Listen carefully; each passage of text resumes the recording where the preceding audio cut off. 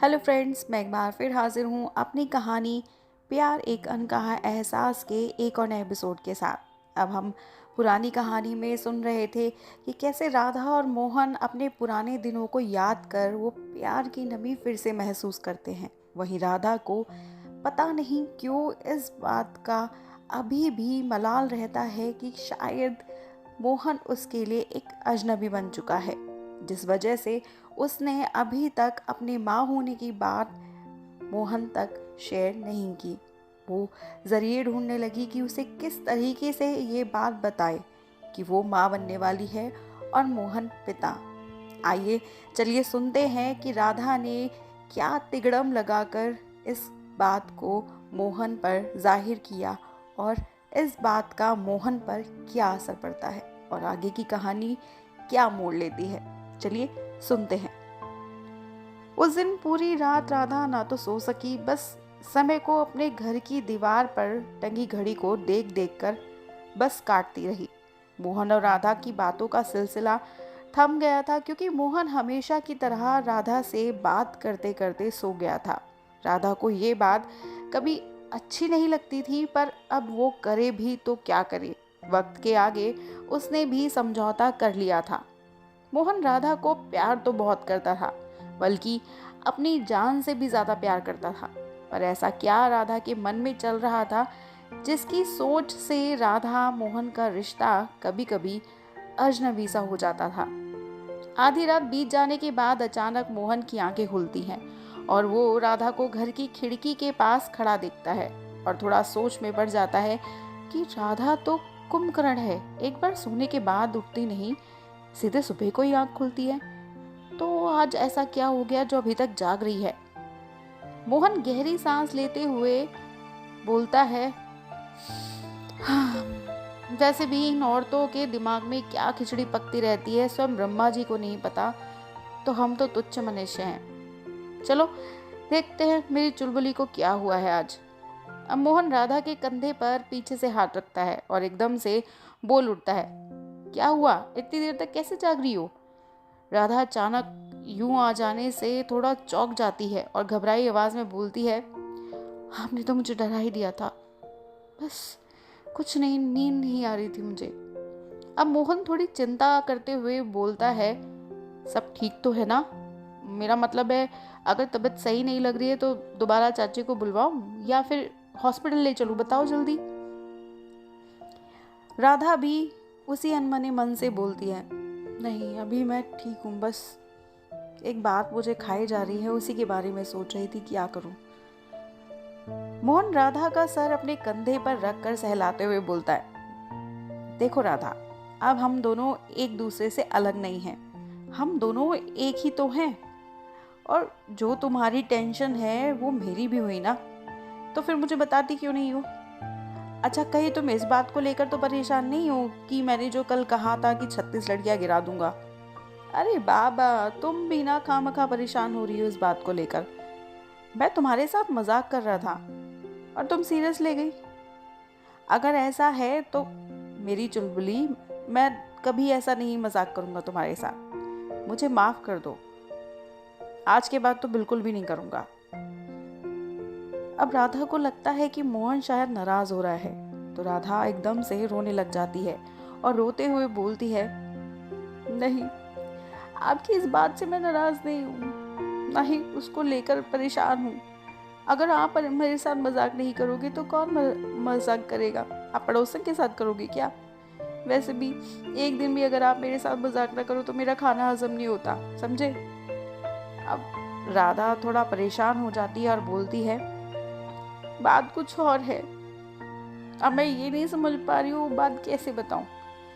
मोहन बोलता है, चलो अच्छा मैं एक उपाय बताता हूँ, जब कोई बात बतानी हो और ना कही जा रही हो तब अपनी आंखें बंद करके सामने वाले को अपनी बात बोल दो और उसका जो भी रिएक्शन रहेगा, अच्छा हो या बुरा, वो तुम्हें नहीं पता लगेगा और तुम अपनी बात सामने वाले के सामने रख दोगे। खैर मैंने बचपन में तो ऐसे ही किया है और आज भी जब मुझे ऐसा कुछ लगता है तो मैं वो तरीका ज़रूर अपनाता हूँ। तुम भी ट्राई करके देखो, शायद काम कर जाए। राधा सारे मजाक को किनारे करते हुए आंखें बंद करके बोलती है, मैं माँ बनने वाली हूँ और आप पापा बनने वाले हो। मोहन एकदम सकपका सा गया और बोला, क्या क्या बोल रही हो राधा? तुम फिर से बोलो जरा, मुझे समझ नहीं आया, मेरे कानों को विश्वास नहीं हो रहा है। राधा फिर से वही आंखें बंद किए हुए और थोड़ा जोर से बोलती है, आप पापा बनने वाले हो। मोहन को अब ये समझ नहीं आया कि वो कैसे रिएक्ट करे। जाहिर सी बात थी कि खुशी की खबर थी तो खुश होना भी लाजमी था। मोहन मुस्कुराया और बोला, क्या बात कह रही हो राधा, हमारे घर एक नन्हा मेहमान आने वाला है। मैं बहुत खुश हूँ कि हम माँ बाप बनने वाले हैं। तभी मोहन सारी हंसी रोकते हुए बोलता है, वो सब तो ठीक है, पर लड़का ही होना चाहिए। हमारे खानदान की परंपरा रही है, हमेशा लड़का ही हुआ है, और तुम वो परंपरा टूटने मत देना। आखिरकार हमारा वंश वही तो चलाएगा। अब राधा जितनी टेंशन में पहले थी, अब उसकी परेशानी और बढ़ गई थी कि अभी से ही मेरी कोख पर लगाम लगानी शुरू कर दी, जबकि वो अभी इस दुनिया में आया भी नहीं है। ये सब सोच ही रही थी कि अचानक मोहन का गुस्सा और बढ़ जाता है और मोहन गुस्से में बोलता है, देखो मैंने तुम्हें समझा दिया ना कि मुझे क्या चाहिए, तो बस वही होना चाहिए, और अगर फिर भी हर बार की तरह वही हुआ तो तुम जानती हो मैं क्या करूँगा। ये वही मोहन था जो राधा को बहुत प्यार करता था, और अभी भी ये वही मोहन है जिसने राधा को धमकी दी अभी अभी। यही वजह तो नहीं थी कि राधा इतना सोच रही थी कि कैसे उसे बताऊं, और सोच सोच कर परेशान हो गई थी। अब राधा जोर से रोते हुए मोहन से बोलती है, मेरे हाथ में कुछ नहीं है, सब भगवान के हाथ में, और इस बार अगर तुमने कुछ ऐसा किया ना तो देख लेना, अच्छा नहीं होगा, पछताना पड़ेगा तुम्हें बाद में, और फिर आपको उसके पश्चात का मौका भी नहीं मिलेगा। मेरी बात याद रखना, समझे? राधा सुबक सुबक कर रोने लग गई और अपने आप को समेटे हुए और अपनी यादों को टटोलने लगी।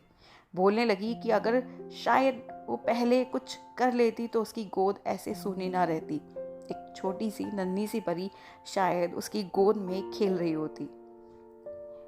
शायद उसकी जिंदगी में औलाद का सुख लिखा ही नहीं, तभी तो उसके दोनों बच्चों को बिना किसी अपराध के मार डाला गया। मोहन फिर गुस्से से चिल्लाकर बोलता है, राधा तुम्हें समझ नहीं आता क्या? एक बार में एक बात को मुझे कितनी बार दोहराना पड़ेगा तुम्हें? अंजाम तुम भी अच्छे से जानती हो। बस अब तुम्हें अपना और इसका ध्यान रखना है ताकि ये बच्चा अच्छा और हेल्दी हो। राधा ने भी ठान लिया था कि इस बार चाहे जो भी हो जाए लेकिन उसे इस दुनिया में लाकर ही रहेगी। आखिर कब तक ये सब चलता रहेगा, क्योंकि हर बुरे का अंत जरूर होता है। ये सब सोचकर राधा चुपचाप अपने बिस्तर पर जाकर लेट जाती है और थोड़ी ही देर में सो भी जाती है। अब सुबह के 9 बज गए थे और राधा अभी तक उठी नहीं थी। तभी अचानक मोहन राधा को आवाज लगाते हुए उठाता है और बोलता है, उठो मेरी चुलबुली, देखो आंखें खोलो, मैं तुम्हारे लिए क्या लेकर आया हूँ। राधा उठकर देखती है तो मोहन खुद अपने हाथों से उसके लिए नाश्ता बनाकर लाया होता है और ऐसे बिहेव करता है मानो जैसे कुछ हुआ ही नहीं था। खैर राधा को इन सब की आदत हो गई थी, सो वो भी झूठ मूठ का मुस्कुरा दी और बोली, मुझे पता ही नहीं लगा कि कब इतना दिन हो गया। वैसे आपने बनाया क्या है मेरे लिए? मोहन खुश होकर राधा को बोलता है, खुद ही देख लो और गरम गरम खा लो, और सुनो तुम्हें और भी कुछ खाने का मन करे तो मुझे फोन करके बोल देना, मैं लेता आऊंगा। बस तुम खुश रहो और सही रहो, तभी तो बच्चा अच्छा होगा। अब तो हमें उसी डॉक्टर को दिखाना पड़ेगा जिसको हमने पहले दिखाया था, वही तुम्हारा सही इलाज करता है और तुम्हारी सारी केस हिस्ट्री भी जानता है। चलो मैं ऑफिस के लिए निकलता हूँ और तुम अपना ध्यान रखना, ज़्यादा काम मत करना। और मैंने अभी एक 24 घंटे वाली मेड की बात की है, वो थोड़ी देर में आती होगी, वो तुम्हारा खास ख्याल रखेगी। और सुनो, अगर ज़्यादा परेशानी लगे तो पड़ोस की चाची को बुला लेना, ठीक है? लेखक की कलम से प्यार। आधुनिकता का चोला पहने रूढ़िवाद पर बजाए ढोल, कैसे कैसे दर्शन इनके बेटी बेटे पर खुल जाए इनकी बोल। अब ये कौन डॉक्टर है और क्या केस हिस्ट्री है राधा की, और क्यों राधा मोहन को इस बात को बताने से हिचकिचा रही थी? क्या है इस कहानी के पीछे का सच? जानने के लिए जुड़े रहिएगा हमारे साथ इस कहानी के अंत तक।